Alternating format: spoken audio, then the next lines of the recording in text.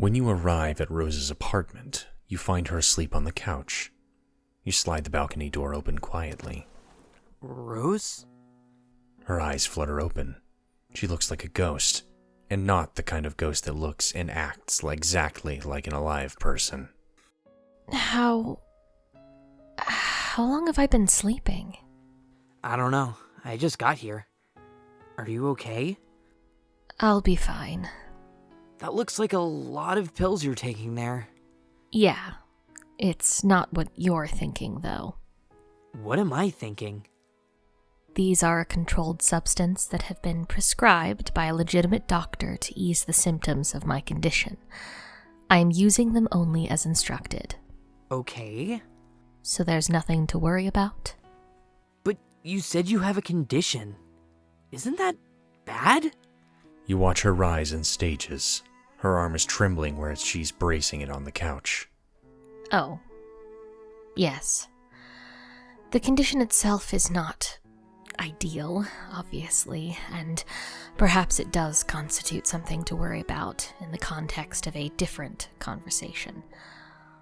All I'm trying to say is, I'm not backsliding, if that's what you're wondering. You spend several pregnant moments saying nothing at all in response to this. You examine Rose's supine, languid form on the couch, optimistic that she will continue speaking any moment now. I struggled with substance abuse for a while, years ago. Remember? Rose, Jesus. I wasn't gonna accuse you of being a drug addict, and I didn't fly over here to give you an intervention. It sounded like you had some important stuff to tell me, and the fact that you also seem to be sick is more than a little alarming. I wouldn't say I'm sick, just having spectacularly debilitating headaches as a result of my visions becoming more frequent. Oh, yeah. What are these visions you're having? I'm a seer of light, John. I know. So you mean like your standard psychic visions about the future and stuff? What's gonna happen? Should we be worried? It doesn't technically pertain to the future. Well, not our future. My abilities have broadened considerably beyond their previous horizon. They shed light on many unseen events, past, present, future, in realities and frames of reference that have no intersection with ours at all. It seems to be an unfortunate side effect of God-tier abilities. They can advance at a rate beyond one's physical ability to keep up with. Fortunately, it doesn't seem to be happening to anyone other than me. Yeah, can't say that I've noticed anything like that. Or improvements to my power, for that matter. It's not about gaining additional power so much as the gradual dissolving of the boundaries between your own awareness and that of your many doomed selves who perish in other timelines. It's a slow and rather uncomfortable accretion of knowledge. Perhaps I'm the only one to notice any change, since my aspect explicitly relates to knowledge. I guess that all makes sense. So, what are your visions showing? Many things. They're quite disjointed and sometimes hard to rearrange into coherence, but in totality I've pieced together a greater understanding of our present situation and all the events that led us here. You watch Rose stagger to her feet and cross the apartment. At the kitchenette, she knocks back another pill with a practice motion, no water. Her vacant stare drills into the countertop as she quietly waits for the medication to take effect.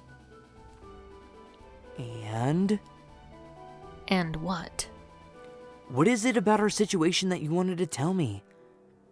Is it bad? Good and bad are words that don't mean anything beyond a certain threshold of mortal consideration. There's a different scale, I've come to understand. Another dichotomy that's less emotional, I guess. Consider, instead of the word good, using the word essential. And what exists at the opposite polarity from essential is something that is best not to contemplate. What are you talking about? This sounds fucked up. Yes, that sounds like the reaction you would definitely have to the things I'm telling you. I really should cut it out and just start from the beginning. You follow Rose to the balcony. She raises a hand and points directly into the clear blue sky. She points with purpose, as if to say, there, right there, precisely, is where the green sun would be if it still existed. The green sun is gone. What? It has been destroyed. At least, from the current frame of reference it has. It still existed, and therefore in a way that's hard to explain currently exists, over nearly an infinite span of time, presiding over the birth and death of countless universes. But this universe, our universe, is not one of them. You saw this in a vision? No. Jade told me. She did? How does she know? She can't draw from its power anymore. She no longer has the ability of a first guardian. It has been this way for several years. I suspect she has kept this fact on the down low, however. That's surprising, I guess. Or maybe not. I don't know. It's not like she tells me a whole lot these days. It's also not like she had any particular need to unleash the full fury of the green sun. Not while she's been gallivanting around with Dave and Karkat under whatever perplexing social arrangement they've settled on. Anyway, her account of the sun's destruction syncs up with the data supplied by my visions. I have no doubt it's gone. How did that happen? It doesn't matter much for our purposes. There was a cataclysmic event, a suicide strike by a very powerful being, much like the one Dave and I attempted once upon a time. But it turned out the explosive force we released was only a catalyst, a casual gesture. What was needed to destroy the sun was a consumptive assault. Consumptive? The entire sun was swallowed by a supermassive black hole. I digress, though. You press your eyes shut just for a moment. Behind them, you see a black hole so supermassive that it spans the width of eternity. You quickly open your eyes again and pretend to forget what you just saw. There's really no route through this expository garden path that will adequately cushion you from the bottom line, John. You will need to travel back into canon and defeat Lord English. You shrug and try to look casual. You pull off the most casual shrug that a guy has ever shrugged when being presented with the inevitability of his own fate. If Rose were looking at you right now, she would be totally convinced that you are approaching this topic with a level of nonchalance that is entirely plausible and genuine. You're sure of it. Yeah, I had a feeling that was gonna come up again someday. I'm sure we all did. That is, even those of us without visions. I was doing my best not to think about it. Guess we can't put it off any longer then. Now is the time. We are rapidly approaching a point of no return. If the decision isn't made soon, it will be too late. The issue will no longer matter. When exactly is the point of no return? Today. Wow. Okay then. First, one question. Why? Why what? Why do I need to go back and beat him? I mean, sorry if this is a stupid question. I guess he's a huge awful monster, and that's just what you're supposed to do with huge awful monsters. Take them down for their crimes and such. But why does he actually need to be defeated at all? To be honest, it's been years since we even bothered to think about any of this. And everything seems... Take a look around and survey the current status of all life on Earth, which is totally possible to do from the vantage point of a single apartment balcony. Fine? Of course everything is fine here. We're outside of canon now. Yeah, I know.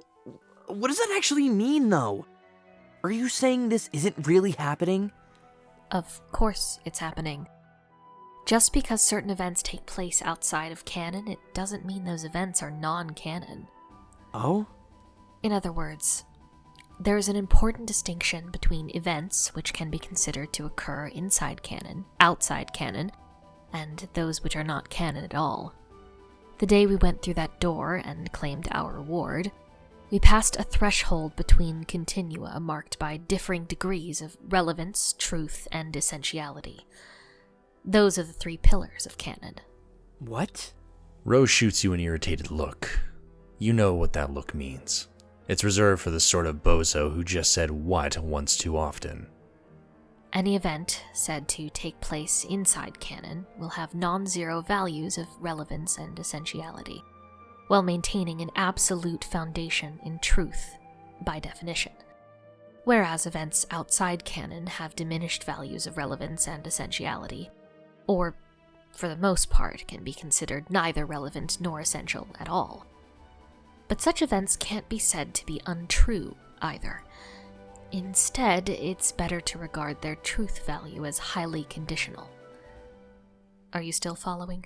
Say, oh yeah, totally. Oh, yeah, totally.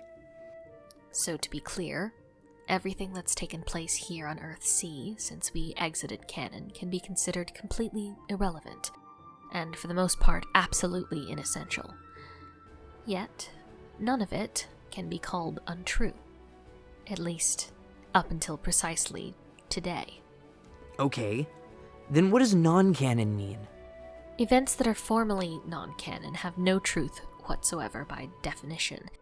They may have relevance and essentiality values that are non-zero or even quite high, but only as projections along an imaginary axis, resulting from highly subjective frames of reference. But, due to those events having no truth, and thus carrying no real weight, the other properties are basically rendered meaningless. You can feel your eyes go wide as the gears in your head slow to a stop. The implications of what Rose is saying are as vast as they are completely incomprehensible. Your mind has just been blown. John? Are you okay? Your pupils have gone quite wide, thereby facilitating the appearance that your mind has just been blown. Sorry, I'm just trying to wrap my head around this. You of all people really should have a good intuitive grasp over these concepts already. You're the one with the retcon powers, after all. I know! I mostly get it. I think. I just wouldn't have thought to put all of this in such a jargony way. Sorry. That's kind of what I do. It's fine. I'm just a bit rusty is all. Feels like it's been so long since I did or even thought about anything that mattered at all. Yes. The longer we live outside of canon, the more tenuous our relationship with canon becomes. Hence the urgency. Then what's gonna happen if we keep dragging our feet? I mentioned that events outside canon have a truth value that tends to be conditional, remember? Well, I did, but let me put it another way. As long as we live outside canon, everything that happens will technically be real, but only conditionally. There are certain crucial events inside canon which must happen in order to continue to prop up the legitimacy of events here on Earth C. And you specifically, John, have a responsibility to make sure those events take place. And I take it that means going back and killing Lord English. Yes. His defeat is the keystone to this entire continuity. Much like his life, in some sick way, governed the overall design of the bridge which that keystone was holding up. But without it, all of this falls apart. Everything we've been through, in a way that's impossible for a single mind to fully comprehend, becomes retroactively discredited. So, reality will be destroyed or something? Hasn't that already sort of happened? I mean, when all the black space started cracking? No. This consequence isn't physical, or even a disruption of the timeline. It's more of a conceptual unraveling. If you miss the chance to authenticate canon events, something will take place that's a bit difficult to describe, but I've encountered a term for it. It's called dissipation. Like a notional fading, as if something, somewhere, is undergoing a process of forgetting, and we are what is being forgotten. All ideas, people, and their full potentialities, possible outcomes and their specific unfolding, all these things live inside conscious frameworks. The further removed we get from authentication of canon events, the less relevant they become, and they slowly fade from the conscious frameworks which kept them stable. Make a theatrically startled expression. Okay, I guess we don't want that to happen. Or unhappen. Whatever. So, I just retcon poof back to English and start, brawling with the dude? Don't be ridiculous. You wouldn't last a second. You'll need a team. Also, you don't want to just dive headlong into a battle with his hulking adult form. That would be tactically foolish, and furthermore would skip over some very important steps needed to authenticate canon. Like what? I mentioned that English's defeat was the keystone to the continuity, but this is an oversimplification. Yikes, well, we sure as fuck wouldn't want to simplify anything. John, please don't be a bitch. I'm unwell, remember? Sorry. The true keystone, which is a necessary component of his defeat, is the juju. The house-shaped object you stuck your hand in to gain your retcon powers. Oh yeah. While empty, it resembles a gap, like a hole in canon whose only purpose is to be filled. In serving that purpose, it grants one with the radical canon-altering powers that would be needed to fill it. Once filled, it becomes solid, no longer a gap, but a serviceable, load-bearing wedge in our continuity, like a keystone. And once delivered to English and directed his way, it empties itself again, releasing its narrative-bridging payload. It functions as a weapon, and in some manner will bring about his demise. In some manner? It's a complicated artifact, as old and unfathomable as anything else in Paradox space, like the Green Sun or English himself. Don't worry about it for now. The important thing is that, in the due course of your travels, you end up loading and unloading this weapon. How am I gonna do that? Once you set things in motion, it should just happen naturally through the narrative momentum of your journey. I'm really just warning you about it rather than instructing you. Okay, thanks? You're welcome. Rose looks at her phone. You recognize Kanai's distinct typing style in the window. Rose's thumbs begin to fly across the keypad. She continues to text as she talks. So, if we're gonna go back and kill him in time to authenticate canon, I guess we have to get going soon. Like, today? Yes. Are you sure you're actually up for a fight, though? No offense, but you're looking a little worse for the wear. I'm not going. Oh? None of us are. Only you. What? But you said... John, this is the victory state. What the hell does that even mean? When we went through the door and passed beyond the threshold of canon, we effectively retired from bearing any responsibility for influencing canon events. We've all been sort of decommissioned as active players on the cosmic stage, with severely diminished relevance attributes. All of us, except for you, of course, since you've retained your retcon abilities. Okay, I get that, kind of, but couldn't you all just come along anyway? We could, but it wouldn't serve any purpose. It wouldn't plug up the remaining dark spots in canon. You'll need a group of active players, though still stuck inside the stream of canonic karma. Who? Nothing too extravagant, just different versions of us. Younger versions, from a particularly dysfunctional impasse in our journey. I can point out the exact moment in canon you should be disrupting, and how you should disrupt it. In fact, I've already written it down to spare you the trouble of remembering. Rose leads you back inside and retrieves a letter from her desk. She hands it over, still typing one-handed on her phone. She sits down and you read the letter. Huh. Is anything confusing about my instructions? No, I remember all this. It shouldn't be a problem. It's just weird to think about revisiting this. It seems like an eternity. Like, we were all completely different people back then. I assure you, we are all still fundamentally the same bunch of losers. Rose is ultimately right about that, the way she is about most things. You continue to scan the letter and grimace slightly. Should I really punch her in the face? I kind of felt bad about it the last time I did that to someone. Yes, you absolutely should and must punch her in the face. You exhale and turn the paper over in your hands. The other side is blank. You flip it back over, having fully processed the instructions drafted in the polished purple handwriting. You like how Rose still writes in purple after all these years. Some things never change.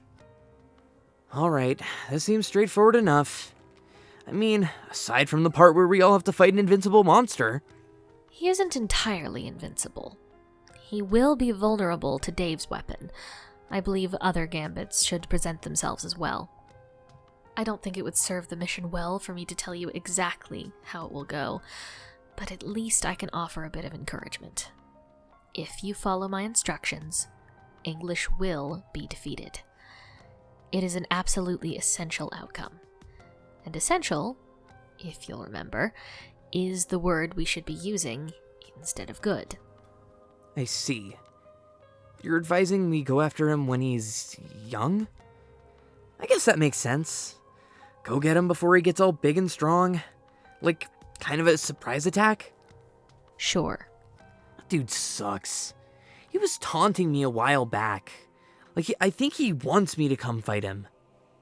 Anyway, I just ignored him, obviously, because I'm not a stupid idiot. But I guess today will be his lucky day. You take a seat next to Rose on the couch.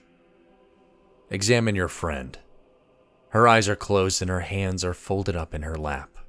She's not asleep, but she looks wasted, like all the life in her has been sucked out through a straw. Like she's insubstantial. When you were kids, you always thought that Rose Lalonde had all the answers, that she could fix any problem with a wall of text and a witty rejoinder. You guess that much about her hasn't been changed. She's still trying to solve the problems you all left behind. You can't believe how sick she looks. How did this happen to her? I should probably get going and let you get some rest. We can talk all about it when I get back. I'll fill you in on how it went. Hopefully you'll be feeling better by then. Oh. Yeah. Is something wrong? Rose opens her eyes and looks at you, but she says nothing, just looks. I'm not scared, if that's what you're worried about. You already said we're gonna defeat him, so nothing to fret over, right? Yes. You... Something flickers through her eyes, almost too quick to catch. When she smiles at you, it's warm and sincere. You're going to do great. Rose slides her arms around you. After a while, she releases you from the embrace and gets up to fetch her bottle of pills. She pauses at the bedroom door to look at you one more time. Goodbye, John. She closes the door behind her. Look at the letter. You run your thumbs along the edge of the paper. Is this really it? One hug from Rose and you're off to face your destiny? The instructions in the letter are clear, but you aren't sure precisely what to do next. Inertia and indecision keep your feet planted firmly on the carpet. Then, as if directly answering your quandary, your phone buzzes in your pocket. It's a text from Roxy. Read text. It sounds important. You get up to go without even thinking about it. You exit through the sliding glass door and leave it open behind you.